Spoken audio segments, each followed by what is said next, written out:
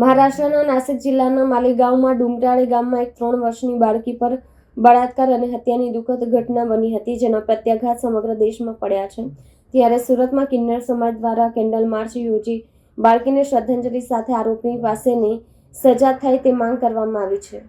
મળતી માહિતી અનુસાર 16 નવેમ્બર 2025ના રોજ બાળકી ગુમ થઈ હતી અને બાદમાં તેના મૃતદેહ તેના ઘર નજીક એક મોબાઈલ ટાવર પાસે મળી આવ્યો હતો કે બાળકી પર બળાત્કાર કરવામાં આવ્યો હતો અને પથ્થરથી માથું કચડીને તેની નિર્મમ હત્યા કરવામાં આવી હતી. આ સમગ્ર ઘટનાને લઈને પોલીસ દ્વારા આરોપી વિજય ખેરનારની ધરપકડ કરી છે.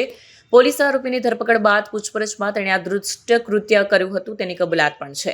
બીજી તરફ આ ઘટનાને લઈને સમગ્ર દેશમાં રોષ જોવા મળી રહ્યો છે. ત્યારે સુરત શહેરમાં કિન્નર સમાજ પ્રેરિત નિક્કી ચેરિટેબલ ટ્રસ્ટ દ્વારા આ ઘટનાને સખત શબ્દોમાં વખોડવામાં આવી હતી. મોટી સંખ્યામાં કિન્નરોએ ભેગા થઈ કેન્ડલ માર્ચ યોજી હતી અને ચોક બજાર ગાંધી પ્રતિમા ખાતે બાળકીને શ્રદ્ધાંજલિ આપી હતી અને કિન્નર સમાજ દ્વારા માંગ કરવામાં આવી છે કે આ નરાધમને ફાંસીની સજા આપવામાં આવે, જેથી કરીને બીજી વખત આવી ઘટના ન બને.